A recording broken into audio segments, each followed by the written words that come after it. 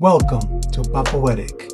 I'm your host, Papo Swiggity, and at the time of this recording, it is the end of October 2025, so we're nearing Halloween, and we're in the middle of a scary time in the world. We're thinking about the unthinkable. We're bearing witness to the Jungian shadow of human nature. Feeling a little bit crazy, right? So I thought that this might be a good time to look at Anita Dias and the Psych Ward Says. Let's go. Anita Dias, aka Anita D, born and raised out of Brockton, Massachusetts. So shout out to my Massachusetts massive. She moved out to San Diego and stumbled upon the art of slam poetry. She fell in love with it. She joined slam teams. She actually was influenced by Rudy Francisco, who I covered earlier in this series. And the Psych Ward says, there is no need to worry. This asylum was built to help you. And just like the straps on the stretcher that you rolled in on, we are going to keep you safe and secured. Notice the locked doors and all the cameras perched in the corners like hawks. We will be watching. But this is all for you and your well-being. You are sick, anxious, depressed, a danger to yourself. The state told us to hold you for 72 hours, but if you sign this paper, we can pretend your stay here this weekend is voluntary. First of all, look at the stagecraft here, right? The way that she has her kind of like arms and hands clasped this way. It's like authoritarian, but also it's masquerading as servitude, right? This is all for you. Friday morning, you will be woken up by strangers in white coats and clipboards. You will be asked again and again and again about why and how you want to kill yourself. Be honest.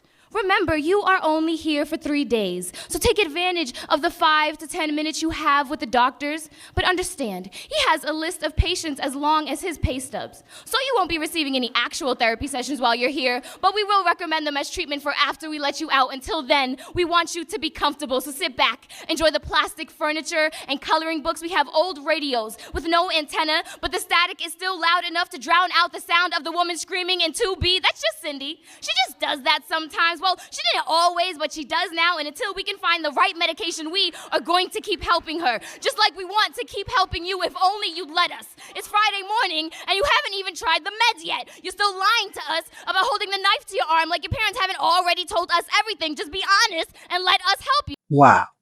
All right, so the poet here, the patient and the poet, one and the same, does not have a voice in this dialogue. It's not two-way, so could it even actually be called dialogue? It's more of definitely a one-way communication. That's an institutional truth, right? So in all of the bureaucracy and all of the automation, there's no room for human response. Well, there is human responses, right? I guess response is the wrong word. There's no room for an individual human challenge to the system. Because once you're bought in, you're already branded and processed. Did I mention that the state only recognizes the existence of psychiatric patients Monday through Friday?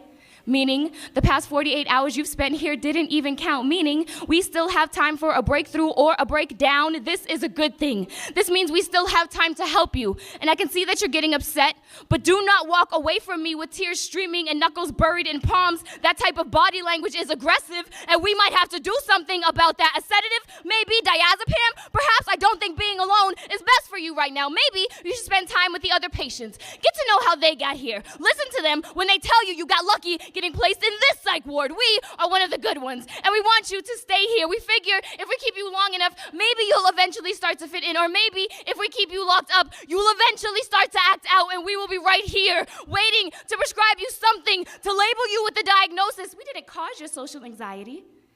We only heightened what was already there.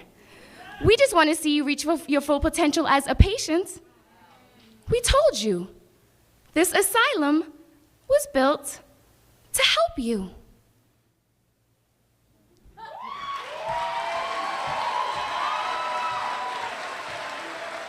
Yo, I'm looking at these lines, right? So what we didn't cause your social anxiety. We only heightened what was already there. We just want to see you reach your full potential as a patient, right? So the first one is like they're denying, they're absolving themselves of the responsibility of what happened to you, what happened to the patients. We only heightened what was already there. That's an admission. That's an admission. The surveillance, the coercion, the over-medication, and how that amplifies anxiety, how that amplifies alienation, feeling alone, right? They're admitting, right? There's some level of self-awareness there. And then we just want to see you reach your full potential as a patient. Patient in this context is dehumanizing, right? You're reduced to the status of a patient. You're not a full human being. And full potential, right? It's not the full potential of your recovery, but the full potential of your institutional dependency.